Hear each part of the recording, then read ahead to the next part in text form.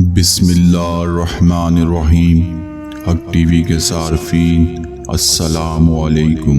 صاحب التفیع الحاطر میں ایک واقعہ بیان کیا گیا ہے کہ ایک بغداد کے عالموں میں سے ایک عالم و فاضل نماز جمعہ ادا کرنے کے بعد اپنے شاگردوں کے ہمراہ قبرستان میں فاتح خوانی کے لیے نکلے۔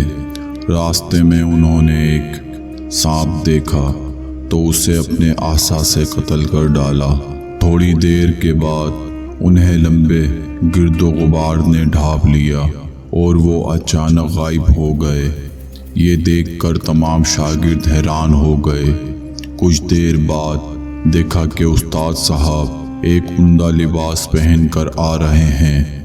شاگردوں نے آگے بڑھ کر استقبال کیا اور پھر احوال اور اس واقعے کے بارے میں دریافت کیا۔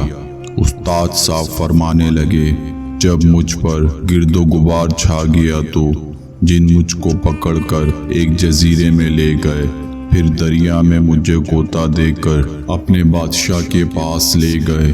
میں نے دیکھا کہ وہ ایک ننگی تلوار لے کر اپنے تخت پر کھڑا ہے اور اس کے سامنے ایک نوجوان کی لاش پڑی ہے جس کا سر زخمی ہے اور جسم پر خون لگا ہوا ہے۔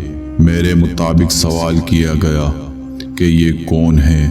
انہوں نے کہا یہ قاتل ہے۔ نیز اس نے میری طرف غصے سے دیکھا اور کہنے لگا، اے شہر کے استاد، تو نے اس نوجوان کو ناحق قتل کیوں کیا؟ میں نے انکار کرتے ہوئے کہا، خدا کی قسم میں نے اسے قتل نہیں کیا، آپ نے مجھ پر جھوٹا الزام لگایا ہے۔ انہوں نے بادشاہ جن سے عرض کیا، اس کے ہاتھ کا خون سے لگا ہوا عصا اس بات کی دلیل ہے کہ اسی نے ہی خون کیا ہے۔ دیکھا تو واقعی عصا پر خون لگا تھا۔ پھر مجھ سے اس خون کے مطابق پوچھا گیا تو میں نے کہا کہ میں نے اس سے ایک سانپ کو مارا ہے اور یہ اسی کا خون ہے۔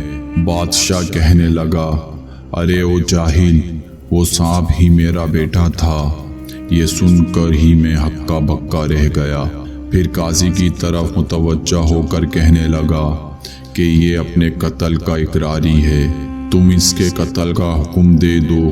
قاضی نے میرے قتل کا حکم دے دیا تو بادشاہ تلوار کھینچ کر مجھ پر وار کرنے لگا تو میں نے دل میں اپنے پیر و مرشد، اپنے استاد حضرت شیخ عبدالقادر جیلانی کی طرف التجا کرتے ہوئے مدد مانگی۔ فوراً ہی ایک نوری چہرے والا نمودار ہوا اور کہنے لگا، اس شخص کو قتل مت کرو، یہ حضرت شیخ عبدالقادر جیلانی رحمت اللہ علیہ کا مرید ہے، اس کے سر کا تم پر عذاب آئے گا تو تم کیا جواب دو گے؟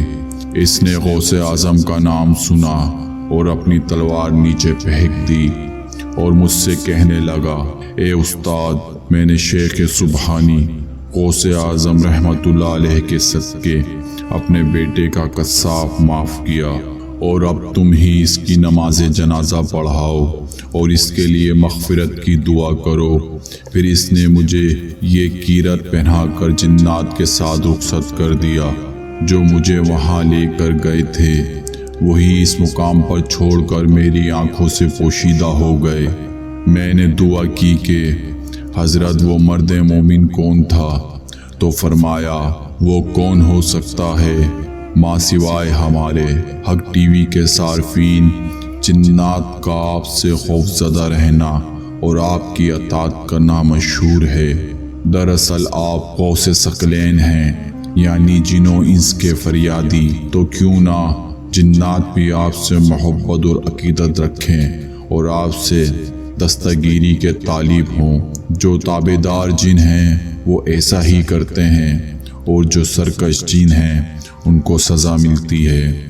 غوث اعظم رحمت اللہ علیہ نے کبھی اپنے مریدوں کو تنہا نہیں چھوڑا، ہمیشہ اپنے مریدوں کی دستگیری کی۔